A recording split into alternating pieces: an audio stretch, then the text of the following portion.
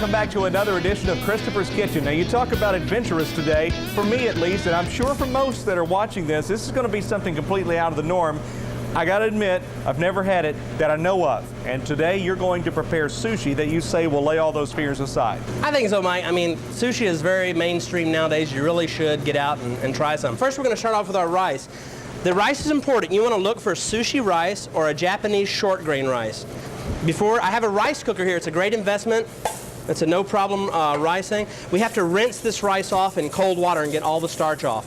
For this recipe, I've got 2 cups of sushi rice, 1.5 cups of water, and I put just a little bit of sushi vinegar in there. I'm sorry, rice vinegar in there. I've got a little bit of cucumber here, and I really want that green color, so I'm just going to keep it just like that. And we just need a couple of slices. Now we have a little bit of red pepper here. Nice even slice of that. Gonna square that off. Okay, I'm gonna prepare our wasabi paste, okay? This is wasabi powder and a little bit of water. That's all you need to make wasabi paste. And also for this recipe, I'm gonna make a wasabi mayonnaise. So I'm gonna take part of that wasabi powder that I made, mix a little bit of it with a little bit of mayonnaise, and I've got a wasabi mayonnaise. We're gonna do a fried shrimp, so you don't have to worry about raw fish here. And the way the Japanese do that, you just make little slits on the bottom of the shrimp so you can straighten this out and make it nice and straight in your sushi roll. You take a skewer and I've peeled and deveined this shrimp, and you run that straight through the shrimp so it keeps it nice and straight while you're deep frying it. I'm ready for our tempura batter, and actually I use a beer batter for this. I can make a tempura batter with flour, eggs, and water. It's got to be ice cold. I find this more durable, so I just make a beer batter, and that's just flour and beer. Okay, usually 1 cup of each. Just going to coat that shrimp in tempura batter, let it drip off a little bit, and then gently lay this in the oil. I just want to run it back and forth a little bit so it doesn't totally starts to cook a little bit, and then it'll float for me. Okay, so these are seaweed sheets, and that's what we're going to roll our sushi with. Okay, I'm going to keep this on the side here, and we also have our sushi mat. Now we're ready for our sushi assembly.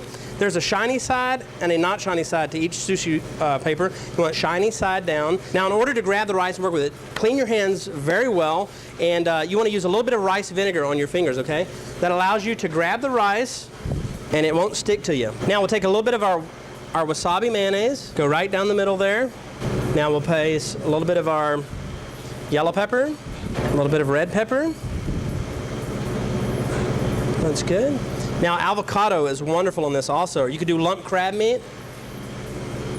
There's a little cucumber. And I'll put a little green onion also. This one, we use our fried shrimp. I'm just going to I'm going to leave the tails so that they hang out in the ends. We're going to use those end bits there. So I want those tails hanging out.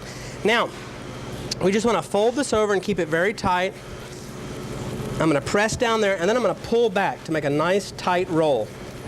So I'm pulling this way back.